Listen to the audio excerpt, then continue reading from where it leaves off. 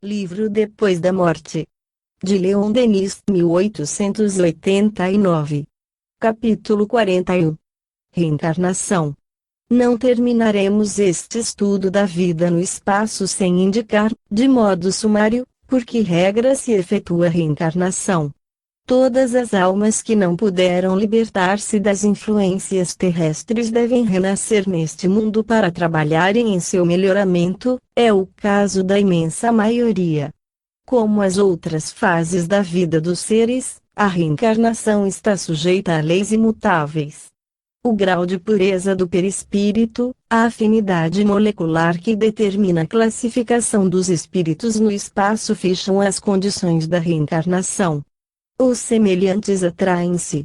É em virtude desse fato, dessa lei de atração e de harmonia, que os espíritos da mesma ordem, de caracteres e tendências análogas aproximam-se, seguem-se durante múltiplas existências, encarnando conjuntamente e constituindo famílias homogêneas. Quando chega a ocasião de reencarnar, o espírito sente-se arrastado por uma força irresistível, por uma misteriosa afinidade, para o meio que lhe convém.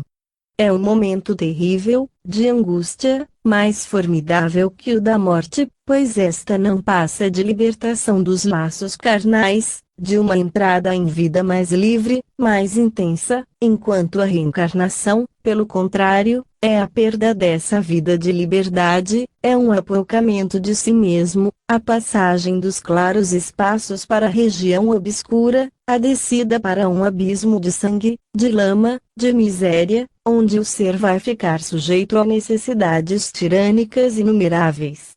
Por isso é mais penoso, mais doloroso renascer que morrer, e o desgosto, o terror, o abatimento profundo do espírito, ao entrar neste mundo tenebroso, são fáceis de conceber-se.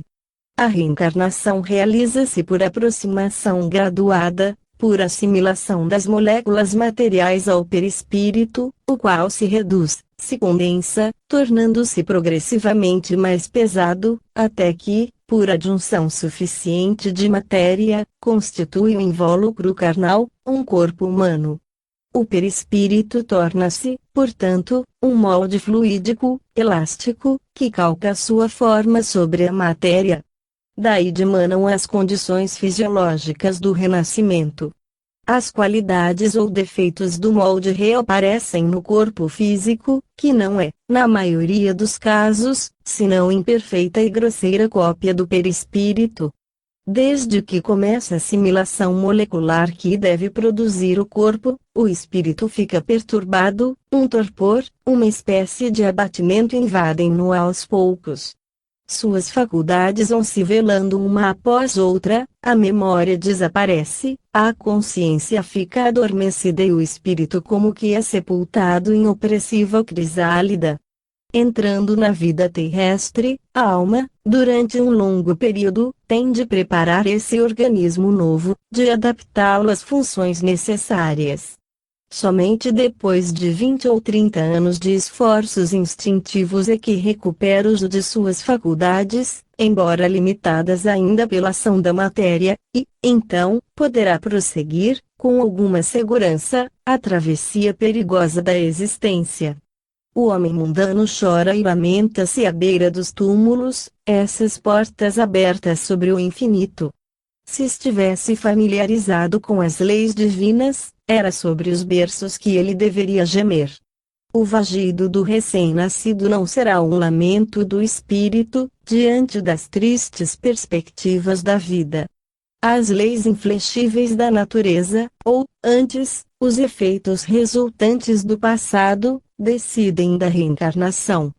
O espírito inferior, ignorante dessas leis, pouco cuidadoso de seu futuro, sofre maquinalmente e a sua sorte vem tomar o seu lugar na terra sob o impulso de uma força que nem mesmo procura conhecer. O espírito adiantado inspira-se nos exemplos que o cercam na vida fluídica, recolhe os avisos de seus guias espirituais, pesa as condições boas ou más de sua reaparição neste mundo, prevê os obstáculos, as dificuldades da jornada, traça o seu programa e toma fortes resoluções com o propósito de executá-las. Só volta à carne quando está seguro do apoio dos invisíveis, que o devem auxiliar em sua nova tarefa. Neste caso, o espírito não mais sofre exclusivamente o peso da fatalidade. Sua escolha pode exercer-se em certos limites, de modo a acelerar sua marcha. Por isso, o espírito esclarecido dá preferência a uma existência laboriosa, a uma vida de luta e abnegação. Sabe que, graças a ela, seu avanço será rápido. A terra é o verdadeiro purgatório.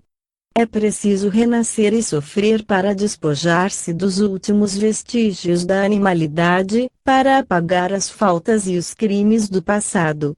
Daí as enfermidades cruéis, as longas e dolorosas moléstias, o idiotismo, a perda da razão. O abuso das altas faculdades, o orgulho e o egoísmo espiam-se pelo renascimento em organismos incompletos, em corpos disformes e sofredores. O espírito aceita essa imolação passageira, porque, a seus olhos, ela é o preço da reabilitação, o único meio de adquirir a modéstia, a humildade, concorda em privar-se momentaneamente dos talentos, dos conhecimentos que fizeram sua glória, e desce a um corpo impotente, dotado de órgãos defeituosos, para tornar-se um objeto de compaixão e de zombaria. Respeitemos os idiotas, os enfermos, os loucos. Que a dor seja sagrada para nós. Nesses sepulcros de carne um espírito vela, sofre, em sua tessitura íntima, tem consciência de sua miséria, de sua abjeção. Tememos, por nossos excessos, merecer-lhes a sorte. Mas, esses dons da inteligência, que abandona para humilhar-se, a alma achará depois da morte, porque são propriedade sua e ela jamais perderá o que adquiriu por seus esforços. Reencontra-los-ai, com eles, as qualidades e virtudes novas colhidas no sacrifício, que farão sua coroa de luz no seio dos espaços. Assim, tudo se apaga, tudo se resgata. Os pensamentos, os desejos criminosos têm sua repercussão na vida fluídica, mas as faltas consumadas na carne precisam ser expiadas da carne. Todas as nossas existências são correlatas, o bem e o mal refletem-se através dos tempos.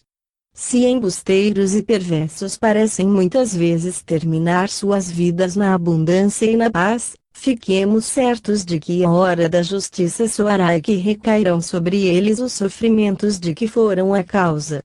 Resigna-te, pois, ó homem, e suporta com coragem as provas inevitáveis, porém fecundas, que suprimem nódoas e preparam-te um futuro melhor. Imita o lavrador, que sempre caminha para a frente, curvado sob um sol ardente ou crestado pela geada, e cujos suores regam o solo que, como o teu coração, é sulcado pela charrua desterroadora, mas do qual brotará o trigo dourado que fará a tua felicidade. Evita os desfalecimentos, porque te reconduzirão ao jugo da matéria, fazendo-te contrair novas dívidas que pesariam em tuas vidas futuras. Sê bom, sê virtuoso, a fim de não te deixares apanhar pela temível engrenagem que se chama a consequência dos atos. Foge aos prazeres aviltantes, às discórdias e às vãs agitações da multidão. Não é nas discussões estéreis, nas rivalidades, na cobiça das honras e bens de fortuna que encontrarás a sabedoria, o contentamento de ti próprio, mas, sim, no trabalho, na prática da caridade, na meditação, no estudo concentrado em face da natureza, esse livro admirável que tem a assinatura de Deus.